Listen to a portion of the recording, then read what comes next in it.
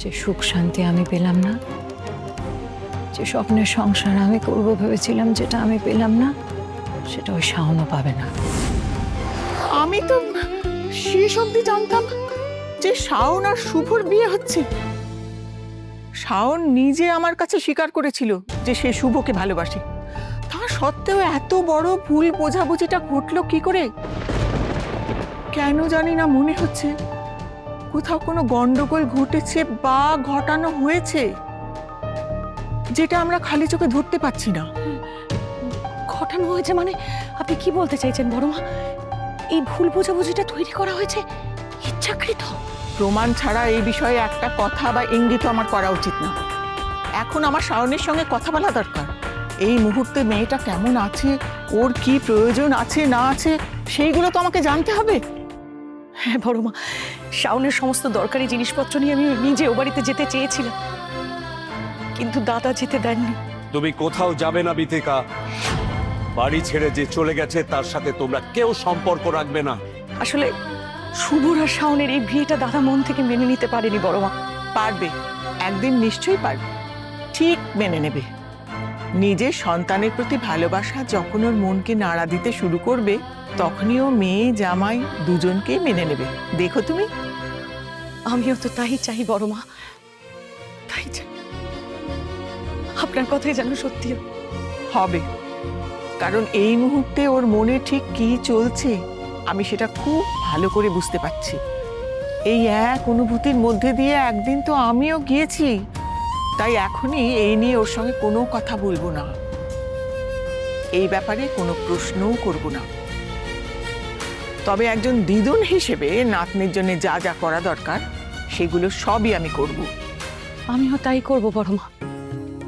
হ্যাঁ বড় মা, শাওনকে তো আমি নিজের মেয়ের মতোই বড় করেছি, সব সুখ স্বাচ্ছন্দ্য দিয়েছি। এমনকি আপনি জানেন বড় মা, এই বাড়িতে থাকাকালীন নিজে হাতে কোনোদিনও শাওনকে আমি একটা ছোট কাজও করতে দিইনি। কিন্তু এখন তো বড় মা ও একটা বাড়ির বউ। সংসার কি, দায়িত্ব কি, এমনকি ভবিষ্যতে নিজের জীবনটাকে কি করে গড়ে তুলতে হবে, এগুলো তো ওকে আমাদেরই শিখিয়ে দিতে হবে। বলুন। কিচ্ছু শেখাতে হবে না বিথিকা। ওর শরীরে না আমার মেয়ের রক্ত বইছে, ও নিজেই সব শিখে নিতে পারবে, সবার মন জয় করে নিতে পারবে। আমার বিশ্বাস ওই বাড়িতে এখন ঠিক সেই চেষ্টাটাই করছে আমার শাওন দিদি ভাই।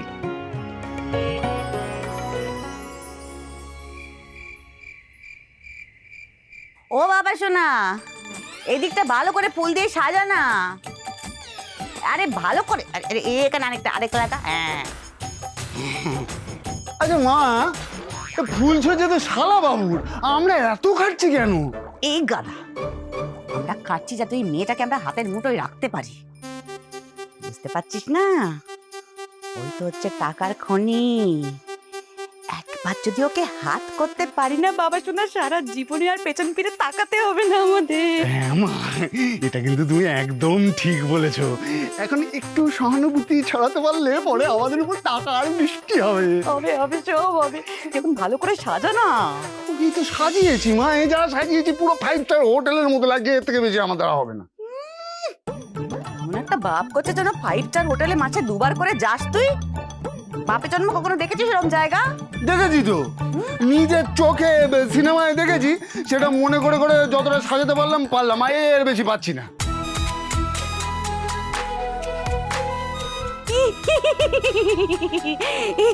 এই তো, এসো শাওন মা, এসো এসো এসো এসো দেখি এসো।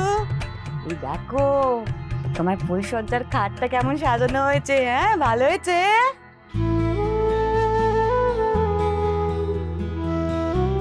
ওমা, আরেকটা কথা তো তোমাকে বলা হয়নি, তুমি ওই বিয়ের রাতের ওই শাড়িটাই পরে আছো না? হ্যাঁ, ওটা পরে তো আবার ফুল সজ্জা হবে না। তোমার কাছে অন্য কোনো শাড়ি নেই না? আমি জানতাম তো, আমি বুঝতেই পেরেছিলাম। দাঁড়াও দাঁড়াও দাঁড়াও, এই যে শাওন মা, এই শাড়িটা না আমার শাড়ি, আমি তোমার জন্য নিয়ে এলাম। সুন্দর শাড়ি, তবে গরিব মানুষের শাড়ি তো আমি জানি না তোমার পছন্দ হবে কি না। এটা নাও নাও, দেখো তুমি মানে পরবে তো?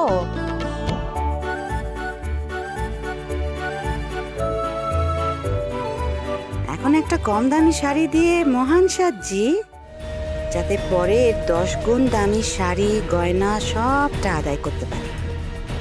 কি হলো ম্যাডাম, বললেন না আপনার ভালো লেগেছে কিনা? খুব ভালো লেগেছে রোহিত বাবু। সত্যি বলতে এত ভালো উপহার হয়তো আমি কোনোদিন পাইনি। এখন এই মুহূর্তে যখন সবাই আমার উপর এত রেগে আছে, তখন আপনারা আমাকে এত ভালোবাসা দিচ্ছেন, আমার পাশে থাকছেন, এটাই আমার জন্য অনেক মূল্যবান। তোমার এই গুণটাই না মা বলে দেয় তুমি বড় লোক বাড়ির মেয়ে। মানুষের প্রতি বিশ্বাস, ভালোবাসা, এগুলোর মর্যাদা তো শুধুমাত্র বড় লোকরাই করতে পারে। উনি কথাগুলো এভাবে বলছেন কেন? খুব সুখে থেকো সোনা মা। ও মা, বলছি আজ তো ফুল সজ্জা, হ্যাঁ তার আগে একটু সুন্দর করে সাজতে হবে তো। আজ আমি তোমায় নিজে হাতে সাজিয়ে দেবো, বুঝলে? এমন সাজাবো না যে তোমার বর তোমাকে দেখে চোখ ফেরাতেই পারবে না।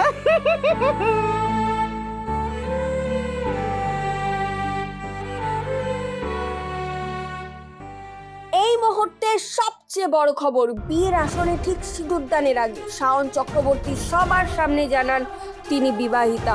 বাবার বিয়ে শুভজিৎ অধিকারীর সঙ্গে আগেই লুকিয়ে বিয়ে সেরে ফেলেছিলেন উনি। শ্রী,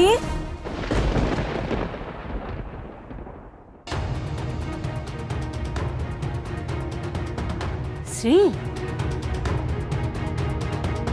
শাওন শুভকে আমার জীবন থেকে কেড়ে নিয়ে খুব আনন্দে আছে, তাই না মা? আমি শাওনকে যে সুখে থাকতে দেব না। ওর জীবনে এই আনন্দ বেশি দিন টিকবে না। তুমি দেখো, ও ভেবেছে তো শুভর সাথে সুখে সংসার করবে। ওকে এই বাড়িতে আমি 1 মাসও টিকতে দেব না। তুমি মিলিয়ে নিও আমার কথা। এসব বলা বন্ধ কর শ্রী, শুভর পাঁচালি পড়া তুই বন্ধ কর। তুই মেনে নে মা, শুভ আর কোনো দিন তোর জীবনে ফিরবে না।